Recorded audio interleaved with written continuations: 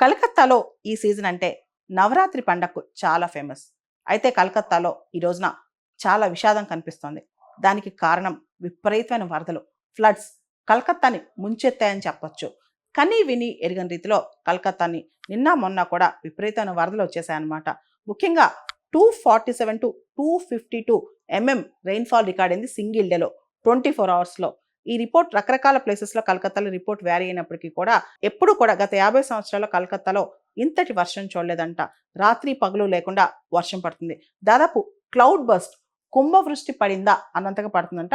అసలు కలకత్తాలో ఇంత కుంభవృష్టి పడినా ఇండియా మెట్రలాజికల్ డిపార్ట్మెంట్ వాళ్ళు దీన్ని క్లౌడ్ బస్ట్గా ఎందుకు డిక్లేర్ చేయలేదు?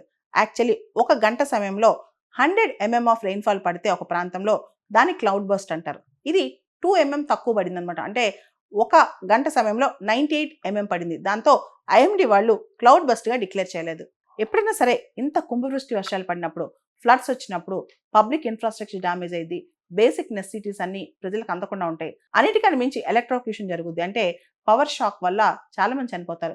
కలకత్తాలో 9 మంది ఎలక్ట్రోక్యూషన్ వల్ల చనిపోయారంట గత 2 రోజులుగా. మనం చూస్తే కనుక భారతదేశంలో ఈ పవర్ షాక్ వల్ల, ఎలక్ట్రోక్యూషన్ వల్ల చావులు చాలా పెరిగిపోయాయి. National crime records bureau data ప్రకారం 2021 సంవత్సరంలోనే కేవలం 2021లోనే దాదాపు 12,000 మంది ఈ ఎలక్ట్రోక్యూషన్ వల్ల చనిపోయారు. సగటున ప్రతిరోజు ఎలక్ట్రోక్యూషన్ వల్ల 30 మంది చనిపోతున్నారంట భారతదేశంలో. బెంగాల్లో ఇంతకుముందు సూపర్ సైక్లోన్ వచ్చినప్పుడు కూడా, ఇప్పుడు యాంఫన్ అని చెప్పి సూపర్ సైక్లోన్ వచ్చింది. ఆ టైంలో కూడా ఎలక్ట్రోక్యూషన్ డెత్స్ చాలా జరిగాయంట. ముఖ్యంగా మనం చూస్తే వర్షాలు, పండగ సీజన్, అది వినాయక చవితి కావచ్చు, దసరా కావచ్చు, ఈ టైంలో విగ్రహాలు తీసుకెళ్ళటం, పాండల్స్ ఏర్పాటు చేయటం, ఈ టైంలో విపరీతంగా ఎలక్ట్రోక్యూషన్ డెత్స్ జరుగుతూ ఉంటాయి అనమాట. దీన్ని నివారించాలంటే ముఖ్యంగా వర్షాకాలం కలకత్తా లాంటి, హైదరాబాద్ లాంటి నగరాల్లో ఎలక్ట్రోక్యూషన్ వల్ల జరిగే మరణాలు ఆపాలంటే కొన్ని ప్రికాషన్స్ తీసుకోవాలి. ముందుగా ప్రీ మాన్సూన్ ఆడిట్ అనమాట.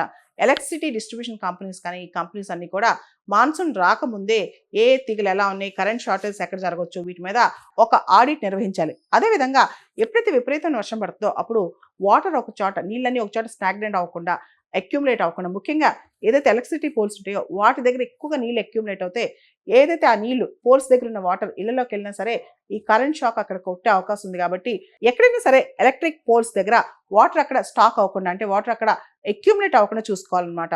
దీంతో పాటు ఈ క్రిటికల్ ఇన్ఫ్రాస్ట్రక్చర్ ఏదైతే ఎలక్ట్రిసిటీ పోల్స్ ఇవన్నీ ఉన్నాయో అక్కడ స్టార్మ్ డ్రైన్స్ కట్టాలన్నమాట. వచ్చిన వాటర్ని వచ్చినట్టు ఛానలైజ్ చేస్తూ ఎక్కువగా స్టాక్ ఉండకుండా చూసుకోవాలన్నమాట. అలా డ్రైన్ సిస్టమ్ అనేది ఏర్పాటు చేయాలి.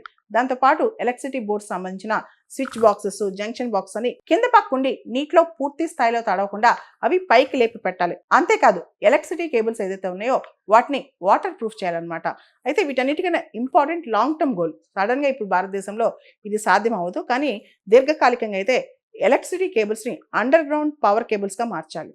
దానివల్ల అసలు బయటికి కేబుల్స్ లేకుండా అండ్ చాలా పక్షులు, ఫానా కూడా బతికిపోతాయి ఇలా చేస్తే కనుక.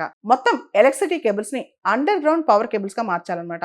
ప్రత్యేకంగా ఫెస్టివల్ సీజన్ లో ప్రికాషనరీ మెజర్స్ చాలా తీసుకోవాలి, లేకపోతే చాలా మంది చనిపోయే ప్రమాదం ఉంది. ముఖ్యంగా పండగ సీజన్ లో ఎలక్ట్రోక్యూషన్ విషయంలో జాగ్రత్తగా ఉండాలి. అంతేకాదు కలకత్తాలో జరిగిన ఈ ఉదంతం దేశానికే గుణపాఠం. దీనికి సంబంధించి ఫ్లడ్ సేఫ్టీ క్యాంపెయిన్స్, అంటే వర్షాకాలం రాకముందే ప్రజలందరికీ ఎలక్ట్రానిక్ డివైజెస్ ఎలా ఆఫ్ చేయాలి, ఎలా సేఫ్టీ మెజర్స్ తీసుకోవాలి, దానిపైన ఫ్లడ్ సేఫ్టీ క్యాంపెయిన్స్ చేస్తే కూడా బాగుంటుంది.